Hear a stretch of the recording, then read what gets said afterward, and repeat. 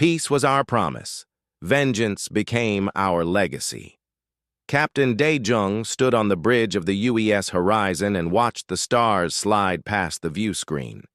He had been in space for 15 years, but the sight never got old. Each point of light was a sun, maybe with planets, maybe with life. Today might be the day they finally met someone else out here. "Captain, we're picking up something," said Yuna from her station. The young engineer's fingers danced across her console. "It's definitely artificial. Repeating pattern, multiple frequencies." Dae-jung felt his heart speed up.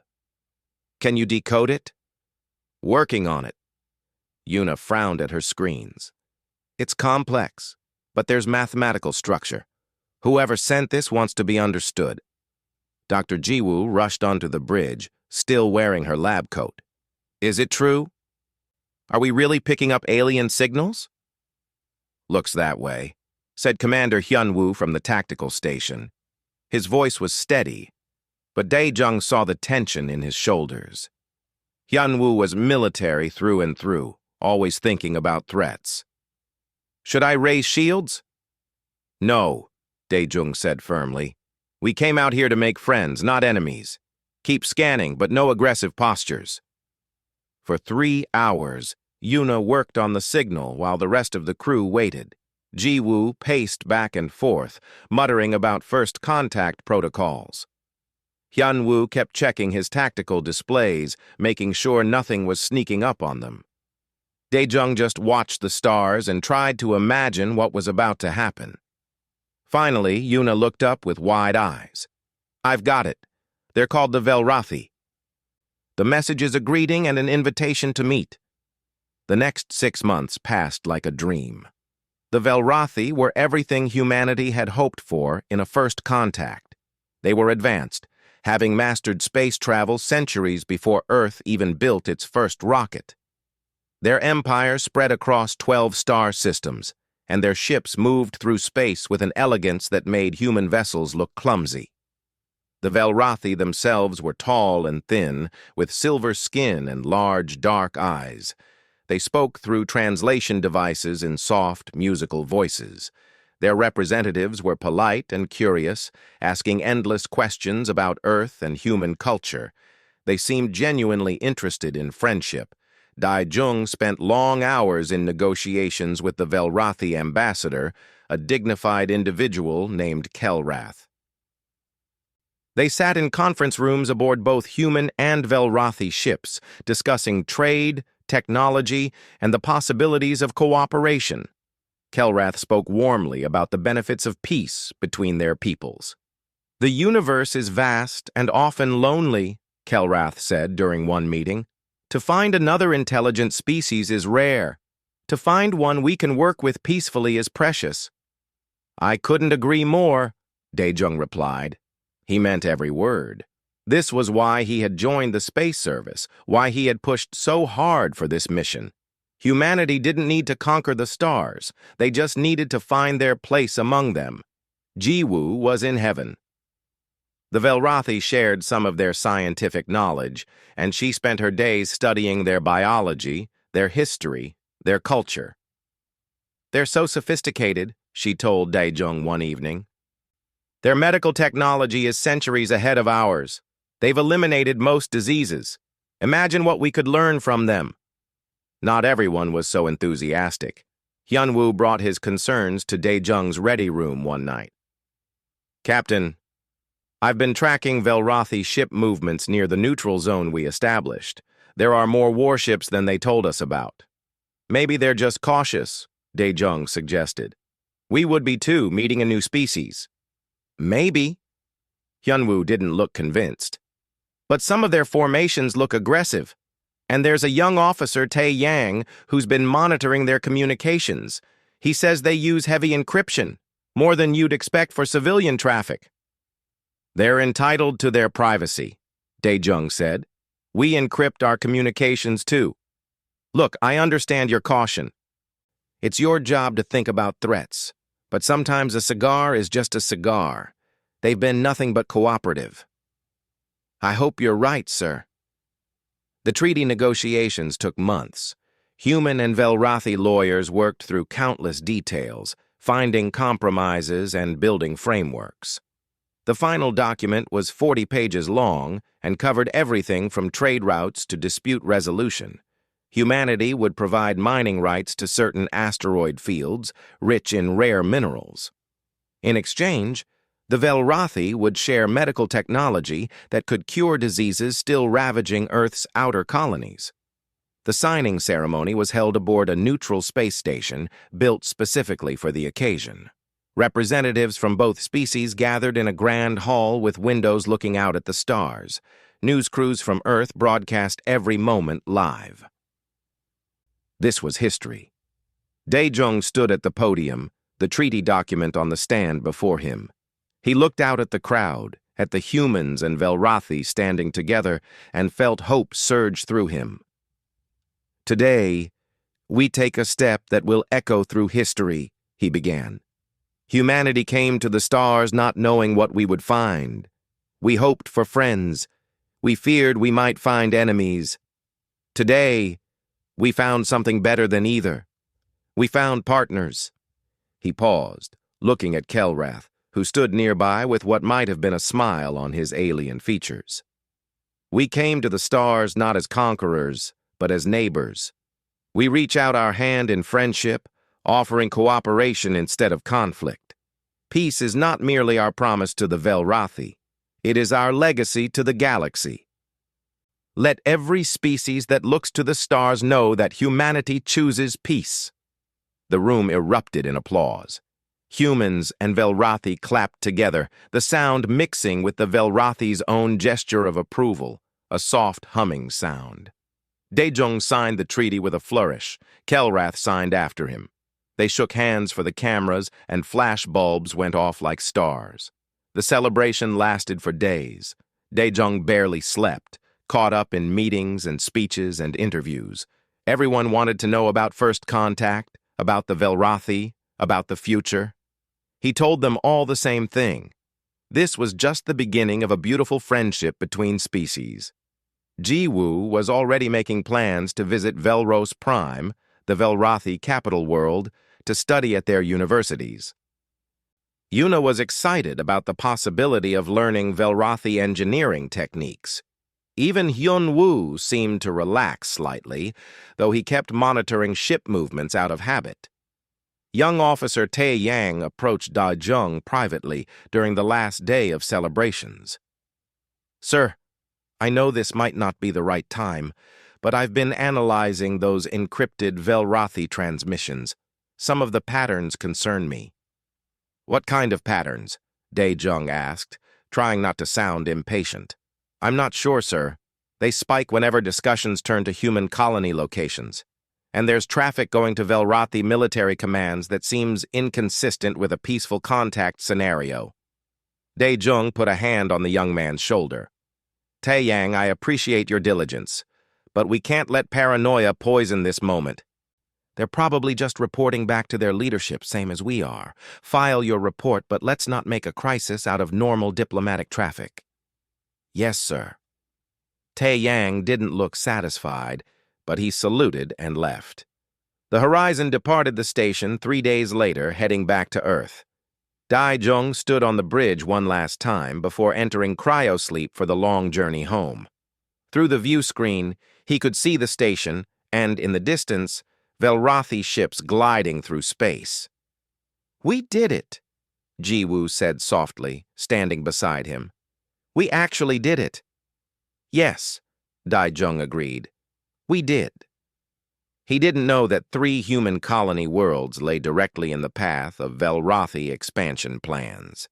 He didn't know that every cultural exchange, every piece of shared data, every friendly conversation had been carefully calculated reconnaissance. He didn't know that the medical technology humanity was so excited about contained hidden trackers that would map every human settlement. He didn't know that in 3 weeks, 4.3 million people would be dead. All he knew, standing there watching the stars, was that humanity had finally found friends among the infinite dark, and he believed it with all his heart. Peace was our promise. Vengeance became our legacy. Su-Jin was making breakfast when the sky caught fire. She stood in her kitchen on New Busan Colony, cracking eggs into a pan, while her daughter played with blocks on the floor. Through the window, she could see the morning sun rising over the settlement's dome. It was a beautiful day. She was thinking about taking her daughter to the park after breakfast. Then the orbital defense platforms exploded. The flash was so bright it hurt her eyes. Su-Jin turned away, blinking, trying to understand what she'd seen. The emergency siren started a moment later, their wail cutting through the morning quiet. Her daughter started crying. "It's okay, baby," Su-Jin said, scooping the little girl up. But her voice shook. Through the window, she could see streaks of light cutting through the atmosphere. Ships, lots of them. They weren't human ships. The communication system crackled to life. "All citizens, this is Governor Chen. We are under attack. Repeat, we are under attack. Proceed immediately to emergency shelters. This is not a drill." Su-Jin ran. She grabbed the emergency bag they kept by the door and clutched her daughter tight. Outside, people were screaming, running in all directions. More lights streaked across the sky. Explosions bloomed in the distance, and the ground shook. She made it 3 blocks before the plasma strike hit her street. The heat was incredible. Su-Jin threw herself forward, trying to shield her daughter with her body. She felt the skin on her back blister. People around her simply vanished, turned to ash in an instant. Buildings melted like wax. When she could see again, her daughter was gone. Just gone. There was nothing left but burned pavement where she'd been standing. Su-Jin's scream was lost in the sound of the city dying. On Terra Nova, Lieutenant Jin Ho was in the middle of a training exercise when the attack came. His squad was running drills in the hills outside the main settlement. They heard the explosions before they saw anything. "What the hell was that?" asked Private Lee, the youngest member of the unit. Jin Ho pulled out his binoculars and looked toward the city. His blood went cold. Ships were descending, silver and sleek. Velrathi ships. They were firing into the civilian districts. "Contact command," he snapped. "Tell them we have hostile forces engaging the settlement." "Sir, I can't raise anyone," the communications officer said. "The network is down. Everything's down." Jin Ho watched the city burn. He could see people running in the streets, tiny figures at this distance. He could see buildings collapse. From the hills, it looked almost beautiful, like fireworks. He knew better. "We're going in," he said. "Grab everything you can carry. If command is down, we're on our own." "Sir, we're 20 clicks out with no transport and no support," Lee said. "What can we do?" "We can fight." Jin Ho checked his rifle. "Or we can watch. Your choice." They moved toward the city at a run. Behind them, more explosions lit up the morning sky. Da-eun was in the medical center on Halasan Colony when the power went out. She was treating a patient with a broken arm, setting the bone, when everything went dark. Emergency lighting kicked in a moment later, casting red shadows across the room. "What happened?" her patient asked. "I don't know. Wait here." Da-eun stepped into the hallway. Other medical staff were emerging from rooms, confused and worried. Then the building shook. Dust fell from the ceiling. Somewhere distant, she heard screaming. The emergency channel on her communicator activated. "Medical personnel, this is Central Command. Mass casualty event in progress. Unknown hostiles have breached the colony defenses. Prepare for incoming wounded." Da-eun felt her training take over. Fear could come later. "Everyone, triage stations, set up in the main hall. We need every bed ready and all surgical suites prepped. Move!" The wounded started arriving 10 minutes later. At first, it was a trickle. Burns, shrapnel wounds, broken bones from collapsed buildings. Then it became a flood. People with injuries she'd never seen before. Burned by weapons that didn't just damage tissue but seemed to dissolve it. Children with their skin melting off. Elderly people with their lungs destroyed by some kind of biological agent. Da-yun worked until her hands were covered in blood and her back screamed with pain. She worked until she couldn't remember what silence sounded like. And she kept working. 3 days. That's how long the initial assault lasted. 3 days of bombardment, ground forces, and systematic destruction. The Velrathi forces were efficient and thorough. They hit military targets first, then infrastructure, then population centers. On New Busan, Sujin survived by hiding in a collapsed building's basement. She shared the space with 6 other survivors. They had no food, no water, just darkness and the sound of weapons fire above. When it finally went quiet, they waited another day before emerging. The city was gone. Sujin walked through ruins, stepping over bodies, searching for anyone she knew. Everyone was dead. Her neighbors, her friends, her family, all dead. She found her way to a cargo hauler at the spaceport, its pilot dead in his seat. She pulled his body out and fired up the engines with shaking hands. She didn't know how to fly, but she knew how to read basic controls from her work as an engineer. The hauler lurched into space, trailing smoke. Sujin didn't look back. On Terra Nova, Jin Ho and his squad made it to the city to find it occupied. Velrathi soldiers patrolled the streets, their silver armor gleaming. Jin Ho counted 30 of them in his sector alone. His squad had 15 Marines. "We can't take them head-on," he whispered to his team, hidden in a collapsed building. "But we can make them hurt." They hit their first patrol that night, quick and silent, using knives more than guns. They killed 6 Velrathi soldiers and disappeared into the ruins before reinforcements arrived. Jin Ho felt nothing doing it. He just kept seeing the burning city, kept thinking about all the people he couldn't save. The squad scattered after the attack, breaking into smaller groups. Jin Ho led 5 Marines into the underground maintenance tunnels beneath the settlement. Down there, in the dark, they could move unseen. They started hitting supply lines, ambushing patrols, laying traps. It wasn't much. It wouldn't save the colony, but it was something. On Halasan Colony, Da-un worked for 36 hours straight before she collapsed. When she woke up, a fellow doctor was standing over her. "You need to rest," he said. "How many?" she asked. "Dead? We stopped counting at 10,000. Wounded? We have maybe 3,000 in care. But we're running out of supplies." Da-un sat up, ignoring her exhaustion. "Then we work with what we have." When the Velrathi occupation forces arrived, they set up a perimeter around the medical center but didn't enter. Da-un realized they were letting her treat the wounded only to keep them contained in one place. It was more efficient than hunting survivors scattered across the colony. She kept working anyway. What else could she do?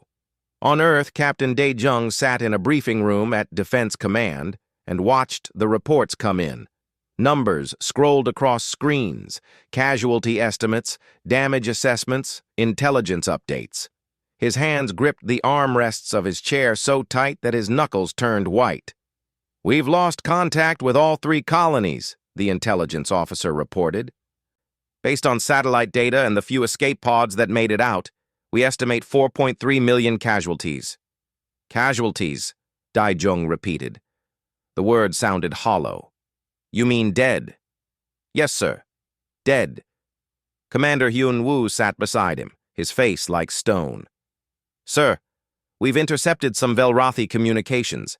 I think you should hear this." The recording played. Velrathi voices, translated by computer, speaking casually about the operation. They talked about the human colonies like they were discussing pest control. One voice expressed satisfaction that the reconnaissance phase had been so successful. The treaty, the cultural exchanges, all of it had been a way to map human defenses and find weaknesses. Another voice mentioned how primitive humans were, how easy it had been to fool them with promises of friendship. They laughed about it. Dae-jung felt something break inside him. He thought about standing at that podium, talking about peace as humanity's legacy. He thought about shaking Kelrath's hand. He thought about telling young Tai Yang not to worry about encrypted communications. "I did this," he said quietly. I gave them everything they needed. No, sir, Hyun-woo said. They did this. You wanted peace. They wanted war. It doesn't matter what I wanted. It matters what happened. For 3 days, the Earth Coalition government debated their response. Some argued for withdrawal, for pulling back all human settlements to defensive positions and fortifying them. Others wanted immediate retaliation. The arguing went on while more reports came in from the colonies. Then someone leaked footage to the public. Video from New Busan, captured by a security camera before it died. It showed Velrathi soldiers entering a shelter where human families had taken refuge. It showed what they did to the children. The riots started within hours. People filled the streets of every major city on Earth, demanding action. The government had no choice anymore. The decision was made. Admiral Sung Min, Supreme Military Commander, appeared on every screen across human space. His face was hard, his voice cold. 3 days ago, the Velrathi Empire betrayed our trust and murdered millions of innocent humans. They violated every principle of civilized conduct. They showed us what they think of peace. They wanted to teach us about the reality of the universe. Let us be their most thorough students. Dae-jung watched the broadcast from his quarters. When it ended, an aide knocked on his door. Captain, the Admiral wants to see you. He's assembling a fleet. He wants you to command a ship. What ship? The Retribution, sir. First of the new warship class. Dae-jung looked at his reflection in the darkened view screen. The man looking back wasn't the same person who'd given that speech about peace. That man was dead, burned away with 4.3 million others. Tell the Admiral I accept. He didn't sleep that night. He just sat in the dark, thinking about his daughter playing with blocks on the floor, thinking about all the daughters like her, all the sons, all the families who'd trusted him when he said humanity would find friends among the stars. Peace was our promise, he said to the empty room. His voice was flat, emotionless. They've earned something else entirely. Peace was our promise. Vengeance became our legacy. 6 months after the massacres, humanity looked different. Every factory on Earth and its orbital stations had converted to military production. Civilian shipyards now built warships. Research facilities that once studied peaceful applications of technology now designed weapons. Even schools had changed, with students learning basic military skills alongside regular subjects. Dr. Ji-woo barely recognized herself anymore. She stood in a laboratory surrounded by sealed containment units, each holding a different variant of biological agents. 6 months ago, she had been studying alien life forms because she found them beautiful and fascinating. Now she studied them to find their weaknesses. "How's the latest variant?" asked her assistant, a young woman named Hana. "Effective," Ji-woo replied, checking her data. "Targets their respiratory system specifically. Mortality rate around 80% within 48 hours of exposure." Hana nodded and made notes. Neither of them commented on what they were actually discussing. Murder on a massive scale, dressed up in scientific language. Ji-woo remembered a conversation she'd had 6 months ago with Captain Dae-jung, talking excitedly about what they could learn from meeting alien species. She wondered what that version of herself would think, seeing her now. "I studied life to celebrate it," she said quietly. "Now I study it to end it." Hana looked up. "Doctor?" "Nothing. Continue the tests." Admiral Dae-jung, no longer just a captain, stood on the bridge of the UES Retribution. The ship was nothing like the Horizon had been. Where his old vessel had been designed for exploration and diplomacy, the Retribution was built only for war. Its hull was thick armor. Its weapons could crack planets. Its crew were all volunteers who'd lost someone in the attacks. "Fleet status?" he asked. "All 20 ships reporting ready, sir," replied his tactical officer. "We can jump to Torvin 4 on your order." Torvin 4, a Velrathi mining colony, population roughly 2 million. It supplied rare minerals essential to Velrathi military production. Intelligence said it was lightly defended, probably because the Velrathi didn't think humanity would strike so far into their territory. They were about to learn differently. "All ships, prepare for jump," Daejung ordered. "Operation Glasshammer is go."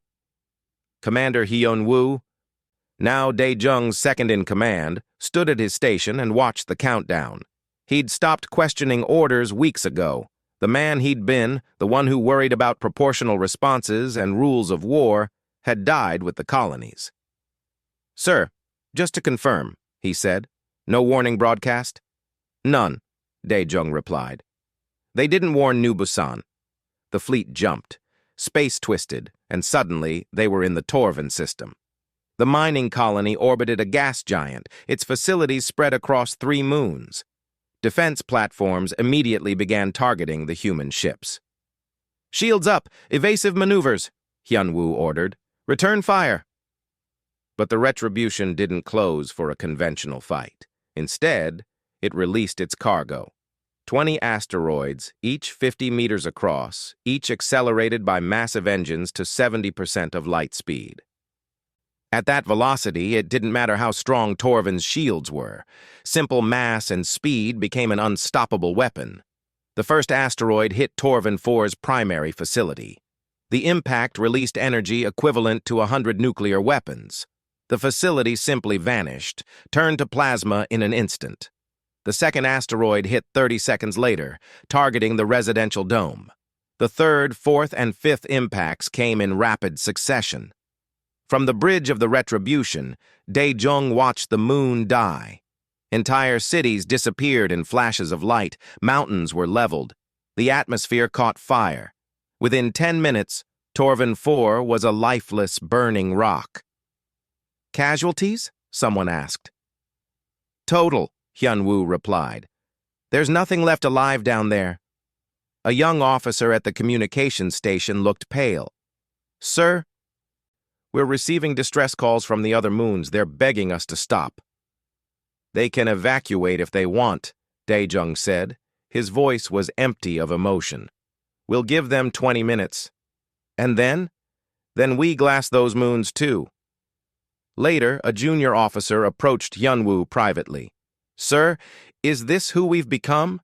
Just destroying entire worlds?" Hyun-woo looked at the young man. He wanted to say something reassuring, something about necessity and justice, but he was tired of lies. "This is who they made us," he said finally. "Maybe that makes it their fault. Maybe it makes it ours.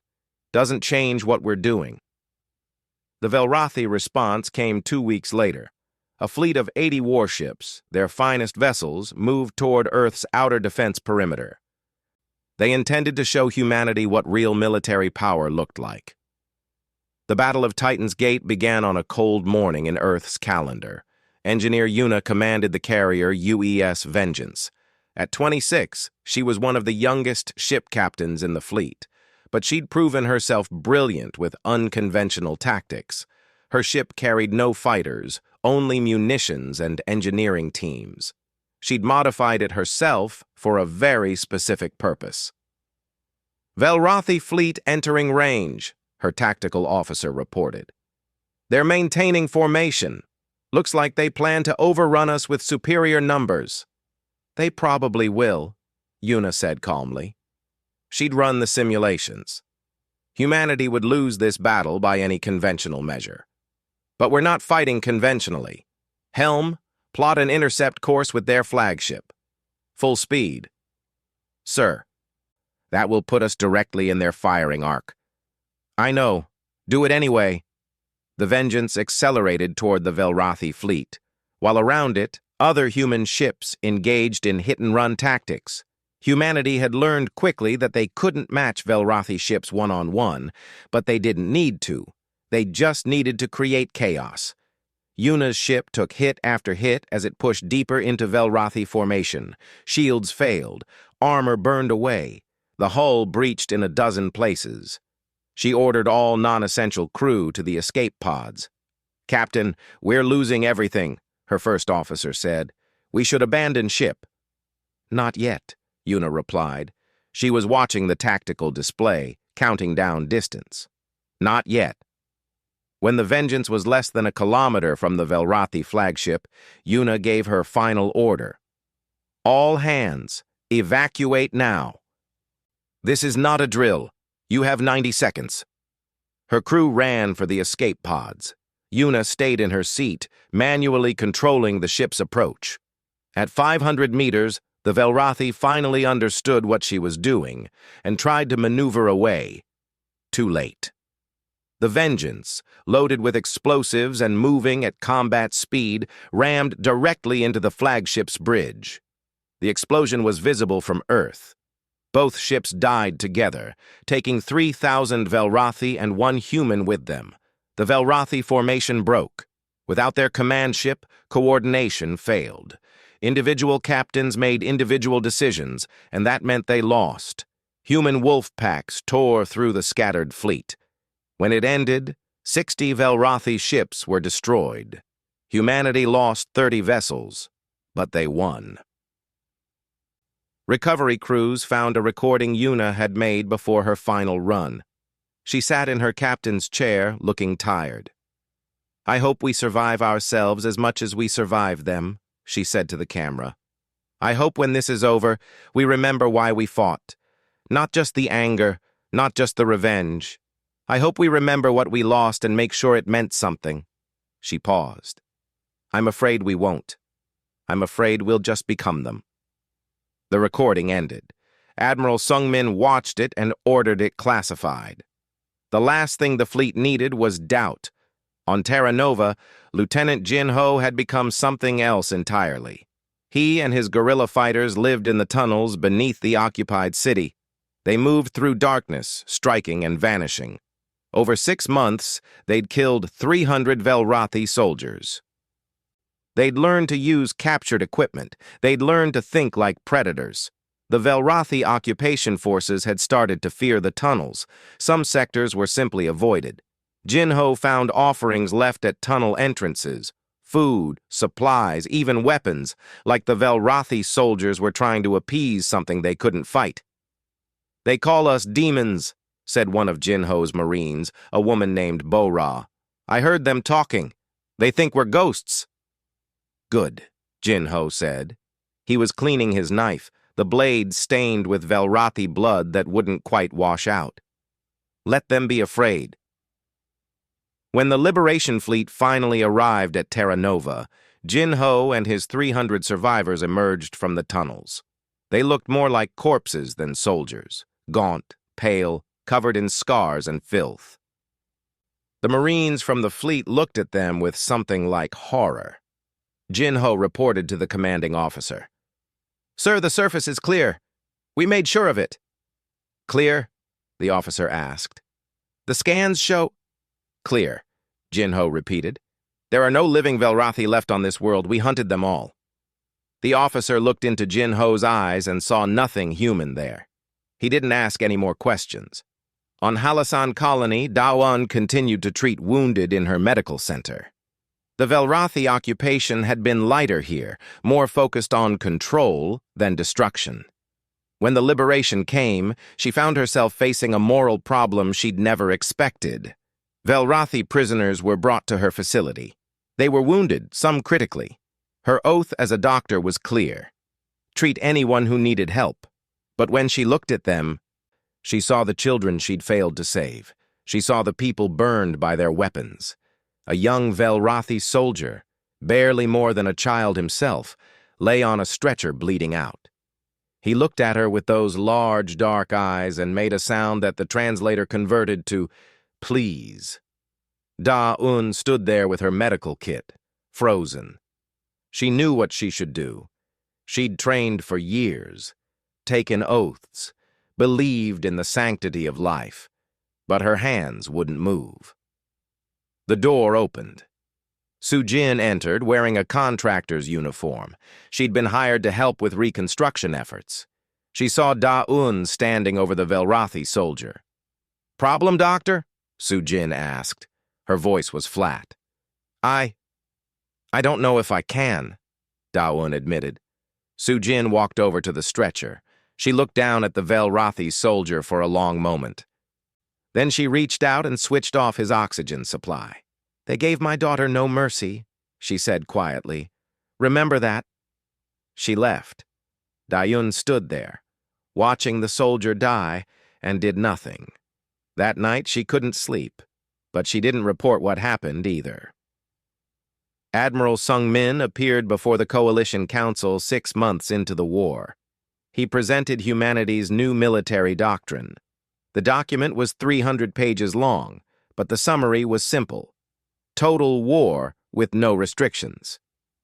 Chemical weapons, biological agents, kinetic strikes on civilian targets, AI-controlled hunter-killers, he read from the list.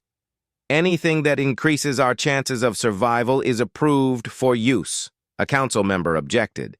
These are war crimes. We have conventions. The Geneva Convention was written for wars between humans, Sung Min interrupted. This is not that kind of war. This is survival or extinction. I recommend we choose survival. The vote was close, 51 to 49 in favor. The dissenters were shouted down by families of victims from the colonies. One woman, who'd lost her entire family on New Busan, screamed at them from the gallery.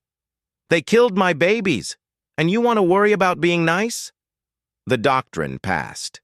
Humanity had officially removed all limits on how it would fight. That night, Admiral Dae Jung received his new orders. He read them in his quarters, alone. "Show them what humanity is capable of when pushed to the edge," the orders said. "Make them regret they ever heard our name." He filed the orders and looked at a photo on his desk. It showed him on the day of the treaty signing, shaking Kelrath's hand. Both of them were smiling. Dae Jung burned the photo. Then he began planning the next attack. Peace was our promise. Vengeance became our legacy. 2 years after the first attack, the war had consumed everything. Earth's economy ran on military production and rationing. Every person contributed somehow. Building ships, making weapons, growing food for soldiers. Children grew up knowing nothing but war news and memorial services. The peace humanity had dreamed of was a forgotten fantasy. Admiral Dae Jung stood on the bridge of the Retribution, looking at tactical displays of the latest campaign. 12 Velrathi worlds had been attacked in the past 2 years. 3 were completely empty now, their populations dead or fled. The Velrathi Empire was reeling, unable to stop humanity's relentless advance, but the cost showed on Dae Jung's face. He looked 10 years older than he was. His hair had gone gray. He barely slept, and when he did, he dreamed of the treaty signing. Every night, he watched himself shake Kelrath's hand. Every night, he woke up sweating. "Sir, we have new targets identified," Commander Hyunwoo said. 3 industrial worlds in the Kilos sector. Intelligence says they're producing ships for the Velrathi Defense Fleet. "Prepare the fleet for departure," Dae Jung said automatically. "Standard bombardment pattern." "Yes, sir." Hyunwoo hesitated. "Sir, are you feeling well? You look tired." "I'm fine, Commander." "Carry out your orders." Dr. Jiwoo rarely left her laboratory anymore. The weapons she'd designed had killed millions of Velrathi, the biological agents, the chemical weapons, the nanomachines that ate through their cities like acid. She'd become very good at creating death. She sat at her desk late one night, looking at old photos on her computer. There was one of her giving a lecture about xenobiology back before the war. She was smiling in the photo, excited about the possibility of meeting alien life. That woman seemed like a stranger now. "Doctor?" Hana stood in the doorway. "We've completed the testing on the Cascade virus. It exceeds all projections. 90% mortality rate, spreads through their population centers in weeks. It's perfect." Perfect. Jiwoo thought about that word. A perfect weapon for genocide. "File the report with command," she said. "Mark it ready for deployment authorization." After Hana left, Jiwoo put her head in her hands. She thought about her oath as a scientist, about her dreams of understanding the universe. Then she thought about New Busan, about 4.3 million dead humans, and she went back to work. On Earth, the coalition government was fracturing. 2 years of total war had created deep divisions. Some people wanted to accept a Velrathi peace offer that had come through neutral channels. Others demanded complete victory, whatever that meant. Sujin sat in a government hearing room, testifying about her work. She'd become an intelligence operative, infiltrating Velrathi communication networks. She was good at it. Anger made her focused.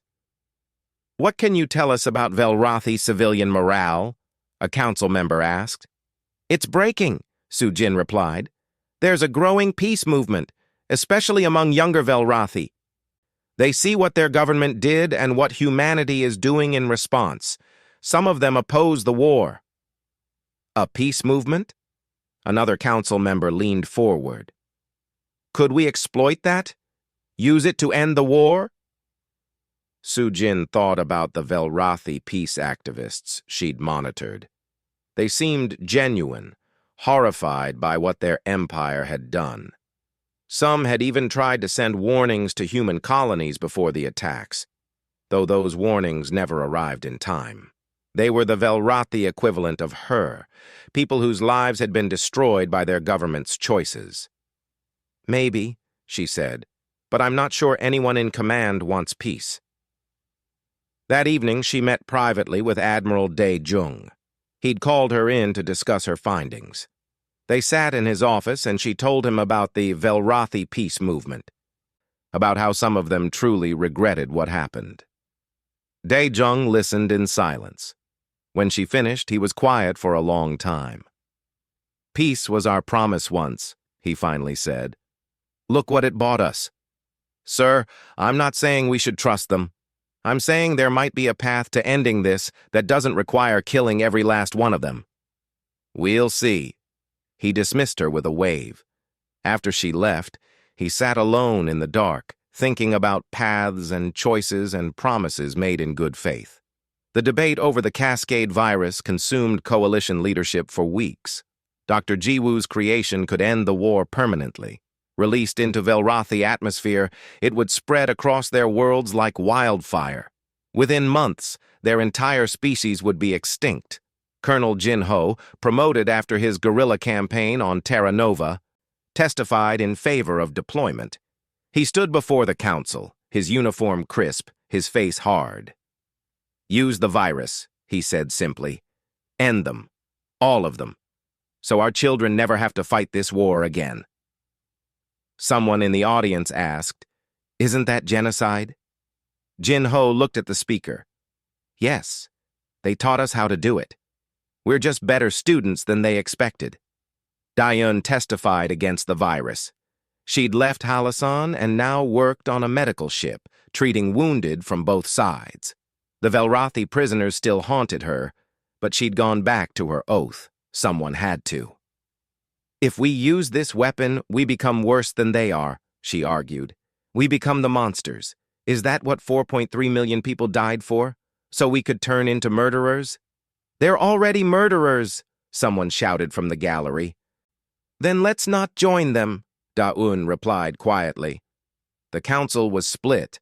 The vote was scheduled for the following week. Before the vote could happen, the Velrathi High Command launched their final desperate strike. 200 warships, everything they could spare, moved toward Earth. It was a suicide mission, and everyone knew it. The Velrathi were banking on one last attempt to break humanity's will. Admiral Sung-min coordinated Earth's defense from the orbital command station. Every ship in range was mobilized. Every defense platform was armed. Every soldier prepared for the fight of their lives. "They're sending everything," the tactical officer reported. "This is their entire reserve fleet." "Then we destroy their entire reserve fleet," Sung-min replied. "All ships, weapons free. No mercy." The battle lasted 2 weeks. It was fought in Earth's orbit, with humanity's homeworld as the prize. Velrathi ships crashed through the defenses in waves, and human vessels met them with desperate fury. Thousands died on both sides. Ships burned, space filled with debris.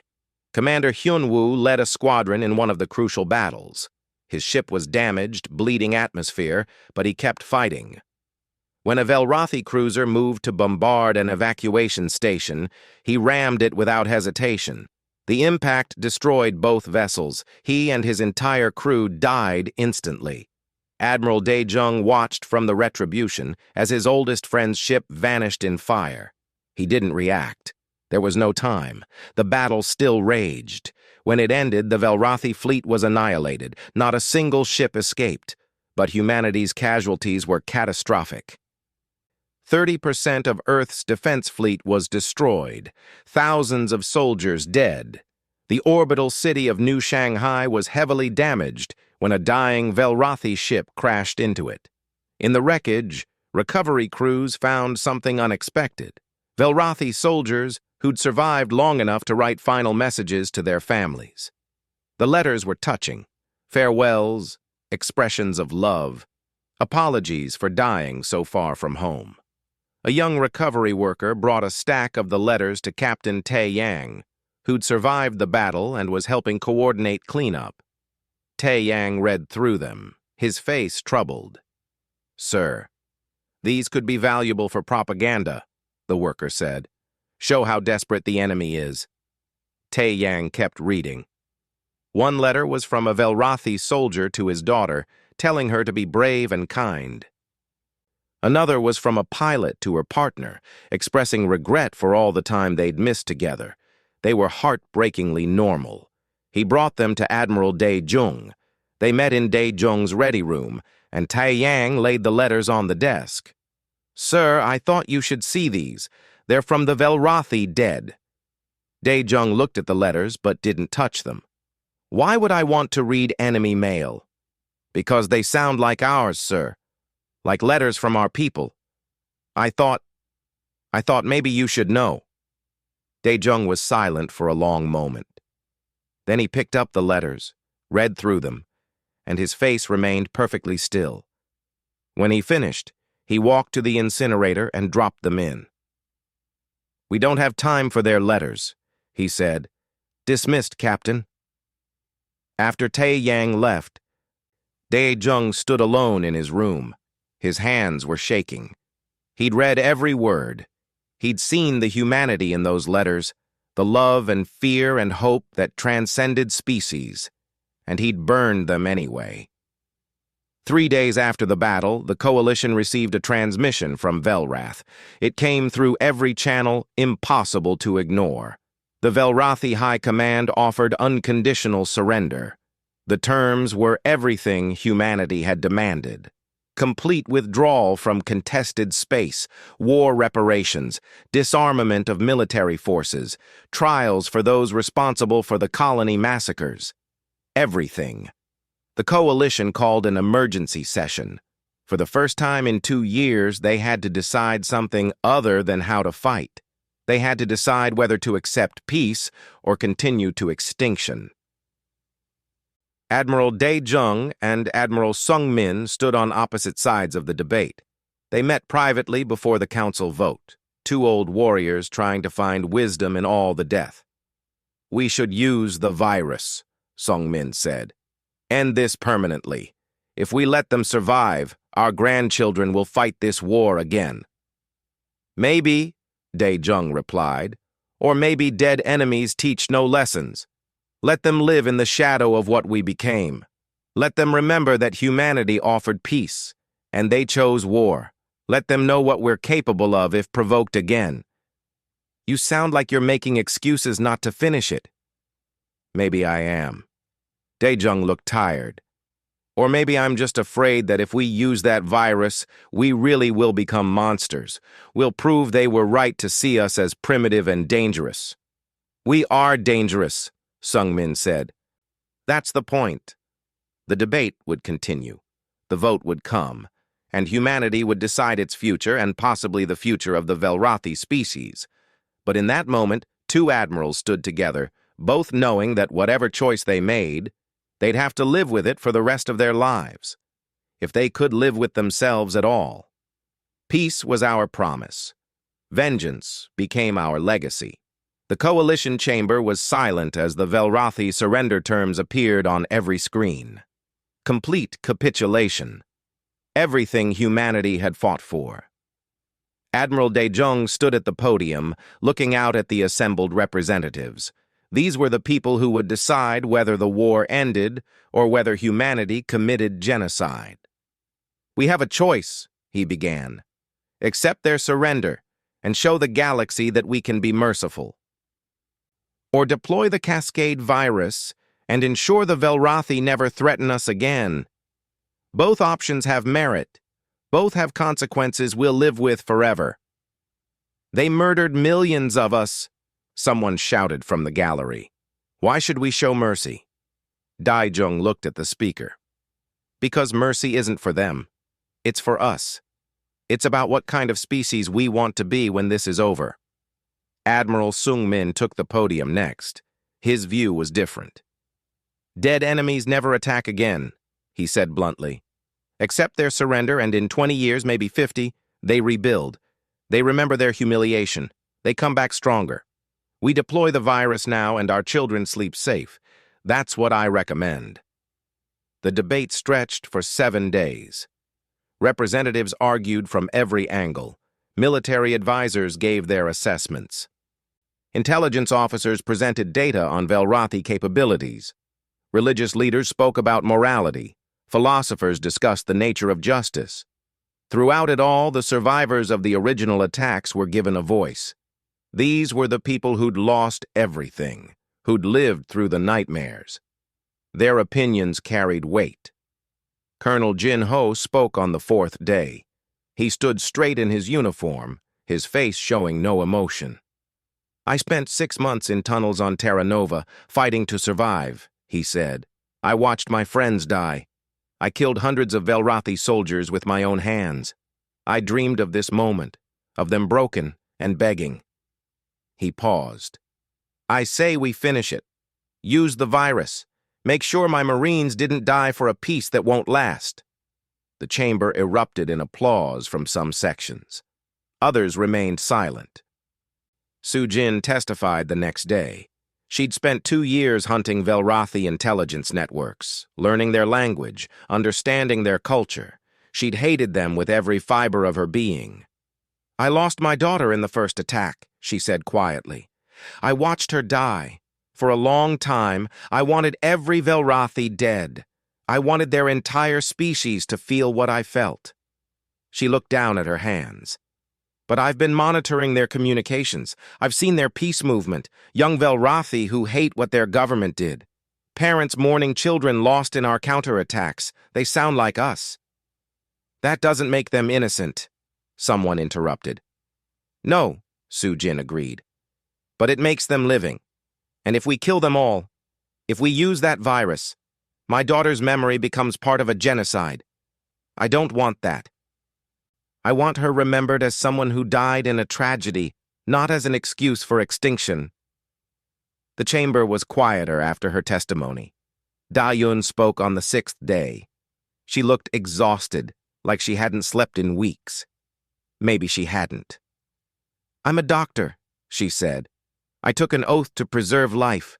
I've broken that oath more times than I can count during this war. I've let wounded enemies die. I've looked away when they were killed. I've become someone I don't recognize." Her voice cracked. "But I'm begging you, don't make me watch us become monsters. Accept the surrender. Show that humanity can still choose mercy even after everything we've suffered." "Mercy won't bring back the dead," someone said. "No," Da-Un replied. "Nothing will. But more death won't honor them either." On the 7th day, Dr. Jiwoo appeared. She looked small behind the podium, tired and old despite being only in her 30s. She carried a small device, the dispersal key for the Cascade virus. "I created this weapon," she said, holding up the key. "I designed it specifically to kill Velrothi. It's incredibly effective. It will spread through their worlds in weeks. Within months, they'll be extinct." She set the key on the podium. I'll activate it if you order me to. I'll do my duty, but first I want you to understand what you're ordering. She pulled up images on the main screen. Simulations of what the virus would do, cities falling silent, children dying, hospitals overwhelmed, the slow, inevitable death of an entire species. This is what we're voting on, Ji-Woo said. Not some abstract military objective. This, the death of everyone on their worlds, their children, their elderly, the ones who opposed the war and the ones who fought it. Everyone. She looked at the council. Maybe that's necessary. Maybe that's justice. But call it what it is. Don't hide behind military language. You're voting on whether to commit genocide. Own that decision. The chamber fell silent. Some representatives looked angry. Others looked sick. The vote was held that evening. Every representative cast their ballot in silence. When the count came in, it was 51 to 49. Humanity would accept the Velrothi surrender. The Cascade virus would not be deployed. But it wouldn't be destroyed either. It would remain in storage, a reminder of what humanity almost did, what it still could do if threatened again. The occupation of Velros Prime began a month later.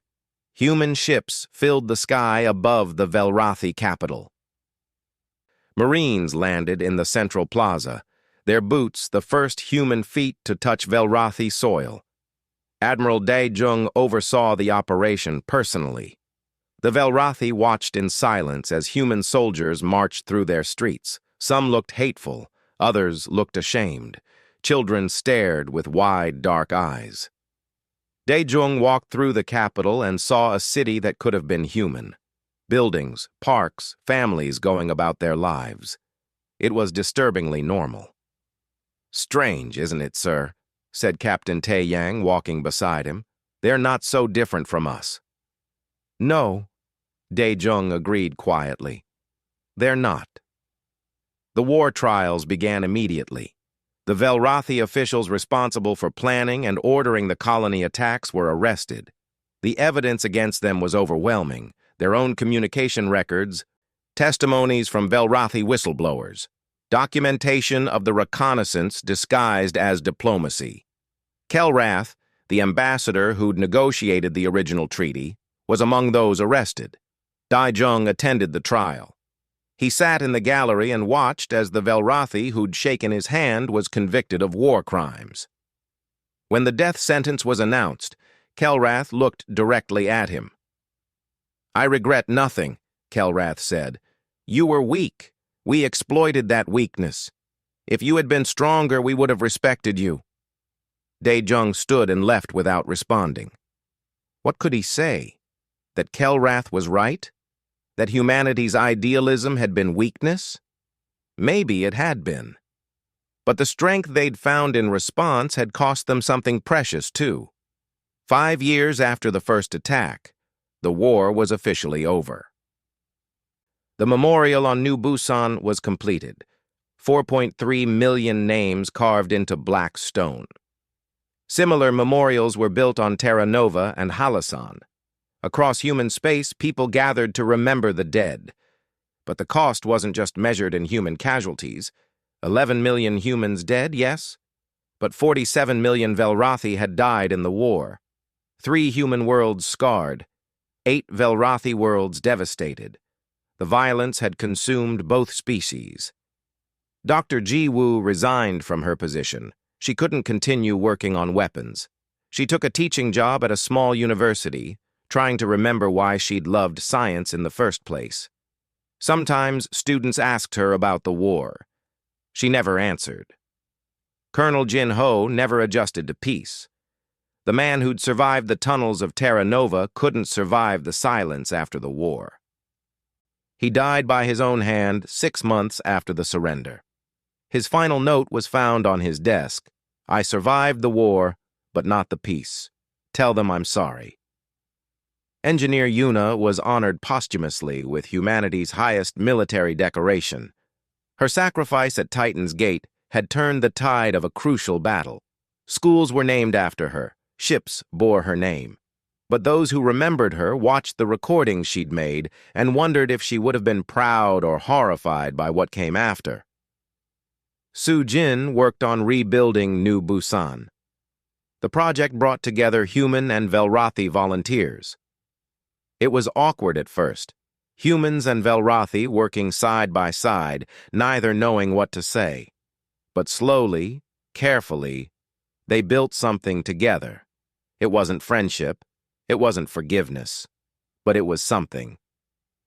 Da-eun founded a medical charity that treated victims on both sides. She worked in refugee camps, treating Velrathi children alongside human survivors. It didn't erase what she'd done during the war. It didn't bring back her faith in herself. But it was something. Humanity's message to the galaxy was delivered 1 year after the occupation began. Admiral Dae-jung stood before cameras that broadcast across known space. Behind him, the Velrathi capital stood as evidence of what he was about to say. To all civilizations watching, he began, learn from what happened here. We came to the stars offering peace. We believed in the possibility of friendship between species. The Velrathi Empire chose to exploit that belief. They attacked our colonies and murdered millions of innocent people. He paused, letting that sink in. We responded with a fury that shocked even ourselves. We went from peaceful explorers to ruthless warriors in months. We deployed weapons we never wanted to create. We did things we never wanted to do. And we won. Another pause. The camera showed Velrathi citizens in the background, watching the human admiral speak. Let this be understood across every world and civilization. Humanity sought friendship, but we have proven we can wage annihilation. We hoped for peace, but we excelled at war. The choice of which version of us you meet is yours. Choose wisely. The transmission ended. Within days, 12 civilizations requested diplomatic relations. 4 offered tribute. 3 asked for military alliances. Humanity had become a power in the galaxy, but at a cost no one could fully calculate. 10 years after the treaty signing, Admiral Dae-jung was old. The war had aged him badly. His hair was completely white. His hands shook with tremors from stress. But every year, on the anniversary, he traveled to New Busan and stood before the memorial. 4.3 million names. He read as many as he could, though he knew he'd never read them all. Each name was a person. Each person had been someone's child, someone's parent, someone's friend. All dead because he'd believed in peace. A young cadet approached him, nervous and respectful. She was maybe 20 years old, born after the war started. To her, the war was history, something she studied in school. "Sir," she said quietly, "they say you won the war for us, that you made humanity safe." Dae-jung looked at the wall of names. He thought about Kelrath's trial, about the Cascade virus sitting in storage, about Hyunwoo dying in battle, about Jinho's suicide note. He thought about the idealistic captain who'd given a speech about peace being humanity's legacy. "We survived," he said finally. "Whether that's the same as winning, I'm not certain." The young cadet looked confused. "But sir, we defeated them. We're stronger now. We're respected across the galaxy." "Yes," Dae-jung agreed. "We're respected. We're feared. We've shown the galaxy what humans can do when pushed to the edge." He touched one of the names on the wall. "But we've also shown ourselves, and I'm not sure I like what we learned." "I don't understand, sir." Dae-jung looked at her. This young woman who'd grown up in the shadow of war, who'd been taught that strength and fear were the same as safety. He wondered what kind of galaxy she'd inherit. "Would you do it all again?" she asked. "If you could go back, knowing what you know now, would you make the same choices?" Dae-jung was silent for a long time. He thought about that first meeting with the Velrathi, about Kelrath's friendly smile, about his speech promising peace. He thought about the massacres, the counterattacks, the billions dead on both sides. He thought about the Cascade virus sitting in storage, ready to be deployed if humanity ever felt threatened again. "Every single thing," he finally said, "and that's what frightens me most." He walked away, leaving the young officer alone with the names of the dead. In orbit above New Busan, a colony ship prepared to launch toward unexplored space. It carried scientists and diplomats, families and dreamers. People who still believed in the possibility of finding friends among the stars, but the ship also carried weapons, advanced weapons, terrible weapons, because humanity had learned its lesson. They would reach out in friendship, but they would be ready for betrayal. Peace was still their promise, but everyone knew what had become their legacy. The ship jumped to hyperspace, disappearing into the darkness between stars, carrying both humanity's hope and humanity's capacity for vengeance into the unknown. And somewhere in the depths of human space, the Cascade virus waited in its sealed container, a promise and a threat, a reminder of what humanity could become when it chose survival over mercy. The war was over. The dead were buried. The enemy was beaten.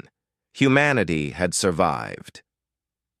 But the question no one could answer was whether they'd survived as the species they wanted to be or as the species the galaxy had forced them to become. The memorial stood silent in the fading light, 4.3 million names bearing witness to both the horror of what was lost and the terrible price of what was gained.